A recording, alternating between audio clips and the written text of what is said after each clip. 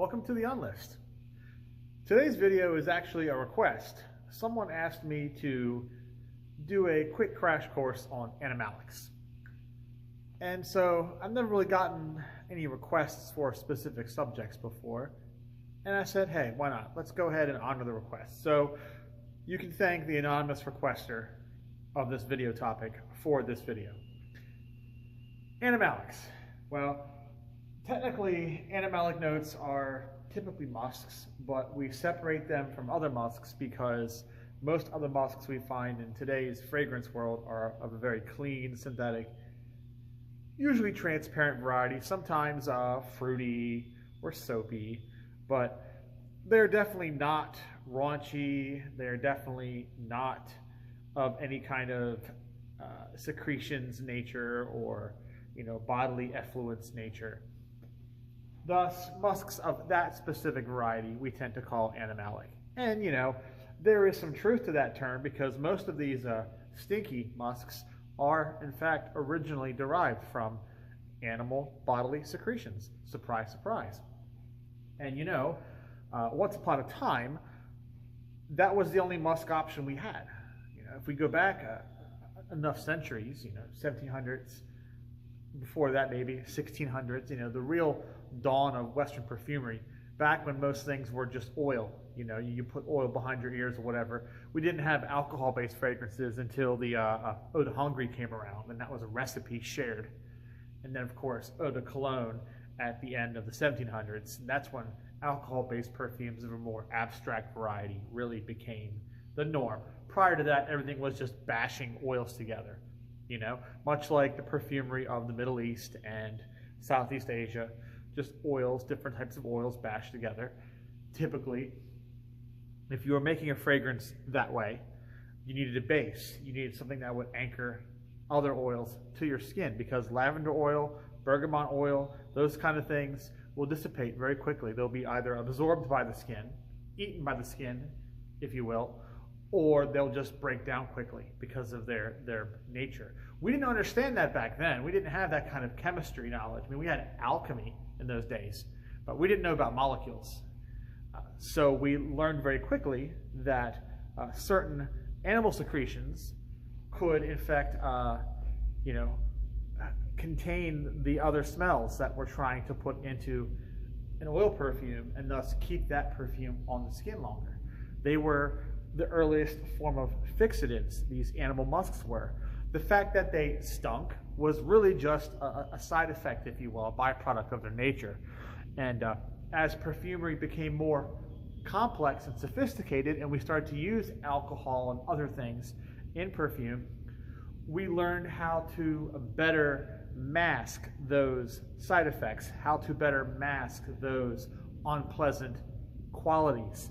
And you will see critics from a long time ago make mention of people wearing those early perfumes based around animalic musks and calling them things like civet cats and what have you. And those were derogatory terms because even though those fragrances contained floral notes and citrus notes and spices, the musks that were anchoring them were not very well hidden. So you had that urine factor or that fecal factor or that between the legs smell. And for some people, that just wasn't a fair trade-off. They didn't want to smell that. Then there were, of course, a lot of people who did want to smell that because in those days, you just didn't have options, right, for perfume. You took what you got. Then, as we head into the modern era, where chemistry plays a bigger role, more abstract compositions play a bigger role, like the 19th century and then 20th century, and of course now here we are in the 21st century, these animal musks became less of a necessity and more of an aesthetic choice. And that's the key difference, okay? No longer did we need to use things like Civet, Castoreum, Hyrax, things that truly stink, right? We no longer had to use those materials. We had nitro musks now. We had polycyclic musks now. We had macrocyclic musks now. We had a host of things. We had tonka, okay? We had oak moss. All this stuff that could anchor a fragrance to the skin without smelling like, an outhouse. So if you were to use animalic musks beyond where it was necessary. Now it's an aesthetic choice. It's you want it to smell that way, or you want some of its olfactive properties, not its fixative properties. You're using something like a civet or a castoreum because of the way it shapes other materials, okay? Sometimes a material choice, and this is very important whether we're discussing musks or not, sometimes a material choice is not because of the way that material smells on its own. Sometimes, this is very important, a material choice is selected because of the way it influences other materials in the composition. That is something you need to make note of. That is why a lot of classic Guerlain fragrances, for instance, continue to use civet into the 20th century. They no longer needed to, but they liked the way civet interacted with other materials in those classic Guerlain compositions, like Jicky, like Shalimar, like Mitsoko, okay, like Mouchoir de Monsieur. Okay, all of those contained a small portion of civet in them, some larger than others. Shalimar had less than Jicky had, for instance, but they liked the way that particular musk played around with other materials in those compositions. And it wasn't until the style of the house in general shifted away from that, then we finally saw Guerlain no longer using materials like civet in their fragrances. So, now that you understand the what and why concerning Animalics, let's talk about the various ones that are out there real quick, because, you know, there's a lot to say and how little bit of time to say it in. The most prominent Animalics you'll find in most Western fragrances are things like aforementioned Civet, Castoreum, Ambergris.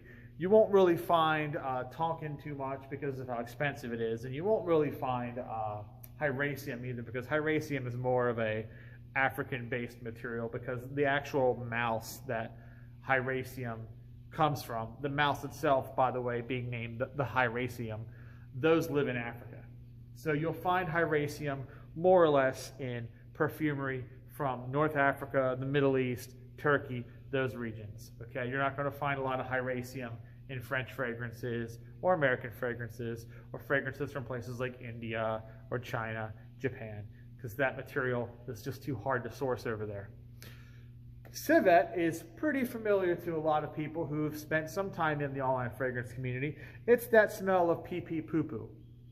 And you know, when you smell it in a fragrance where the material is allowed to hang out and show itself, you will get that unpleasant urinal cake smell, or you will get that unpleasant fecal smell, depending on what it's paired with. Because it quite literally is the excrement or some kind of glandular effluence of the civet cat, which is not a true cat, by the way. It's some kind of mustelid relative. But because it is some kind of secretion from that animal, it is literally going to smell like, you know, an unkept cat box, like a litter box. It's going to have that pee-pee poo-poo smell. Now, when you take the civet paste and you mix it with citruses and brighter florals, you get more of that urine quality. When the civet paste is paired with tonka, patchouli, heavier materials, you get more of the fecal aspect of it. And of course, if you manage to use civet correctly, the way that most French perfumers like to use it, you put it really low in the mix. And you put it low in the mix and you put other aromatics on top of it. And the civet just really rounds out the fragrance. You don't really smell those nasty pee-pee poo-poo qualities. Instead, you smell a certain fattiness, a certain richness, a certain thickness to the fragrance that is actually quite pleasant. And the best way to experience that is fragrances like Bal of Versailles, for example. Shocking by Schiaparelli is another good example.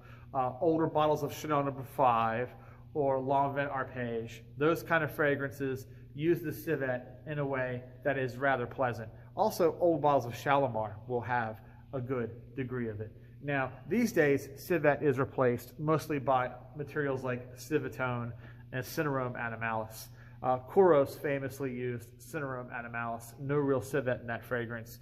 And Civetone became a go-to material for a lot of Tom Ford fragrances that contained a civet note, like Tom Ford Noir for men is an example of a fragrance that uses Civetone. Now, the next one is Castoreum. Castoreum is a very famous material for leather perfumes. And the reason is, well, once upon a time, we used to chew leather straps in the same way we chew tobacco and bubblegum. And a leather chew strap was a famous, oral fixation for people.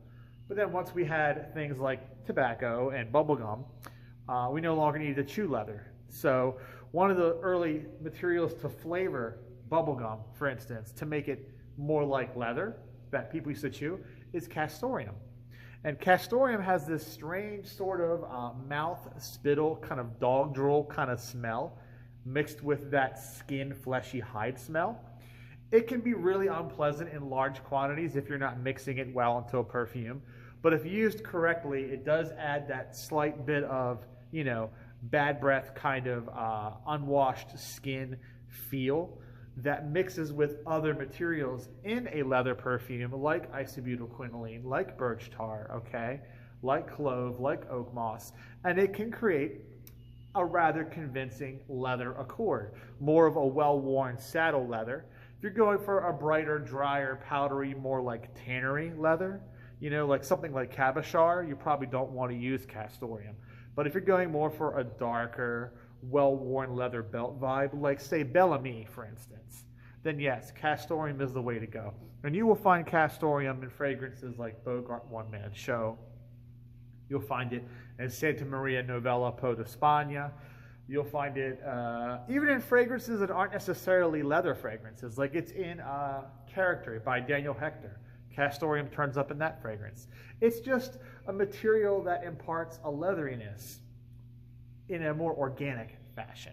But by itself, it's not that great. It's also in Yatagan, but really it gets overstated. The amount of Castoreum in Yatagan is relatively small compared to other leather fragrances. That particular scent is more dominated by its herbal and woody components, in my opinion. Next up in the list, we're going to have Tonkin musk.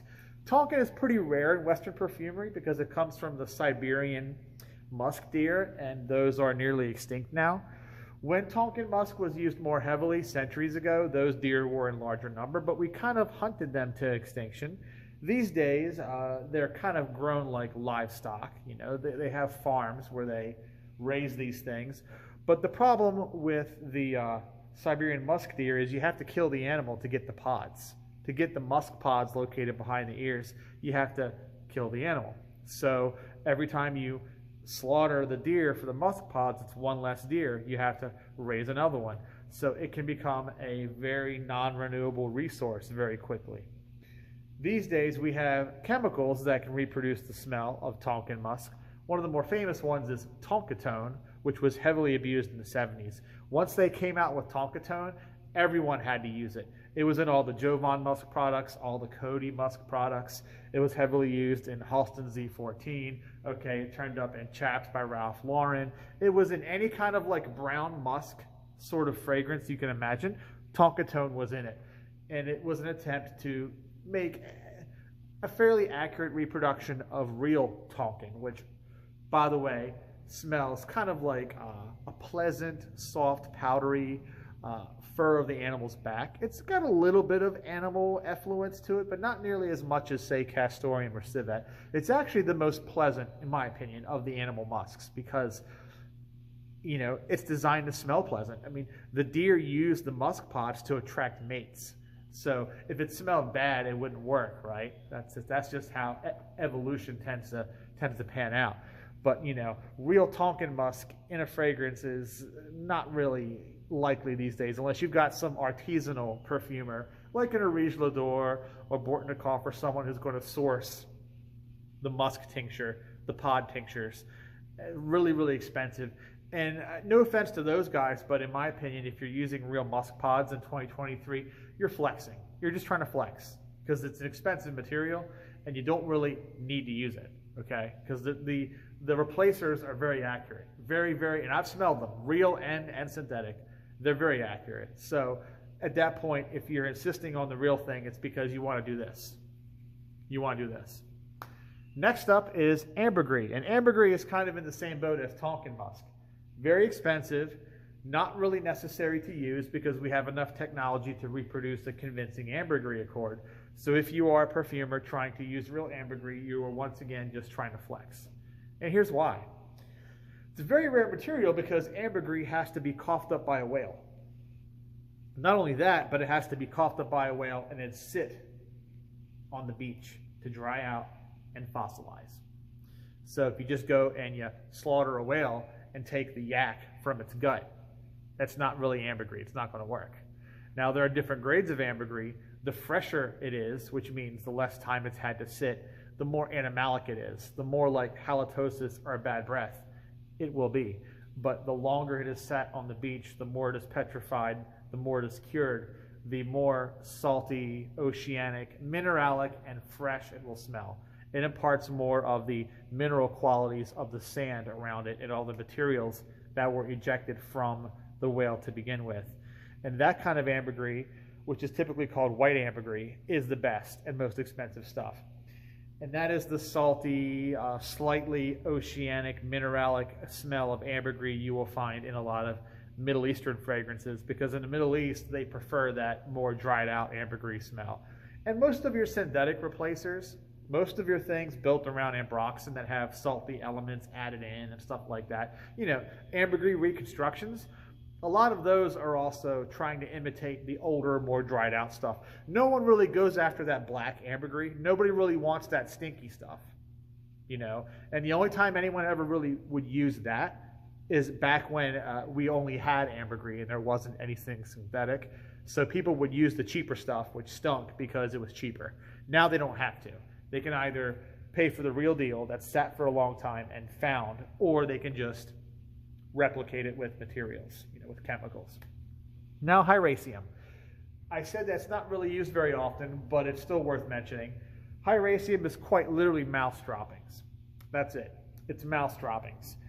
And it smells very much like circus hay, like animal bedding, okay? It smells like hamster cage. It smells like barnyard. I mean, it smells like crap, literally, because it is. It's crap. It's literally mouse turds. And, you know, when you use it the right way, you can kind of impart a bit of a scandalous, you know, bedsheet animal effluence. But it's a very scatological smell, even more so than Civet. It's so scatological in nature that it's a hard sell. And the only time I've ever really seen Hyraceum used successfully in a Western fragrance is the unfortunately now discontinued Dzing by L'Artisan Parfumeur. L'Artisan Parfumeur released Dzing back in, I think, '99, and it was trying to smell like a circus. It was replicating the smell of a circus, and they used Hyraceum to achieve that effect because, again, it has that animal bedding kind of vibe, the straw, and it worked. People like that fragrance because they like smelling like a circus, I guess. But it's been discontinued, and I haven't really seen too many other ones besides like artisanal brands like Zoologist. They have a fragrance that plays around with Hyraceum. I forget which one it is, but it's not a mainstream note in Western fragrances. Now, we've covered most of the important animal materials. There are a bunch of vegetal animalic musk materials. And some of you may be saying, but are they truly animalic if they're from vegetable sources? And that's a debate I am going to leave up to you. They smell animalic for most people, so I'm classifying them as animalic, even though they are derived from plants. But some of you real pedantic folks may say, nope, they don't count because they don't come from animals. However, they're worth mentioning, you know, just as an aside. Materials like costus feel animalic to some people. Styrax feels animalic to some people. Asafoetida can smell animalic to some people, okay? It's just worth mentioning these things, even if they aren't technically animalic. And, you know, costus, asafoetida, Hyrax, these smell animalic because they typically have a certain mustiness to them. A certain mustiness that can feel animalic to people, you know, on an aesthetic level. Maybe it isn't actually animalic, but, you know, it can feel that way. And then, of course, the biggest one is going to be oud. Oud is a plant substance. It comes from the Aquilara tree. And those of you who know about oud, it deserves having its own video, so I'm only going to touch on it very, very loosely here. But, you know, Aquilara trees are infected with a certain fungus, and then the byproduct of fighting the infection is the oud wood that is then chopped away from the tree, dried, and made into chips, and then typically it's distilled into an oil. And you have different grades. Some are more stinky, some are less stinky, some are medicinal, some are more like a barnyard. It all varies top to bottom, but again, kind of needs its own video. And then there are individual molecules that can feel animalic. They aren't actually plant substances like asafoetida is or costus. They are just individual molecules isolated that when used in high quantities can feel animalic. And those are materials like indole, skatol, okay? They are molecular isolations. Indole and skatol are typically not featured as notes in perfume trees. You just kind of have to know what you're smelling when you smell it. But for instance, indole is typically found in jasmine. Jasmine kind of has like a good cop, bad cop sort of thing going on, because jasmine is where you get hedione, which is very bright and clean and fresh. But jasmine is also where you can get indole, which is the smell of bed sheets and smell of sex. You can also get indole from ylang ylang. And ylang ylang on its own has kind of a banana sort of smell. But again, you can extract from the ylang ylang the indole, which is that musky bedsheet kind of vibe. It can be, you know, pretty intense if you use it in high quantities. And a lot of fragrances, for example, Aramis 900 has a lot of jasmine indole and civet together, along with the rose, the bergamot, the herbs, etc. And part of the muskiness in Aramis 900 is mistaken for being the civet, but it's actually the indole. It's the indole from the jasmine that's found in that composition. Well, there you guys have it. That is my quick crash course in Animalics. Thanks for suggesting this video. Hopefully the rest of you enjoyed watching it and you learned something. And this has been The Unlist.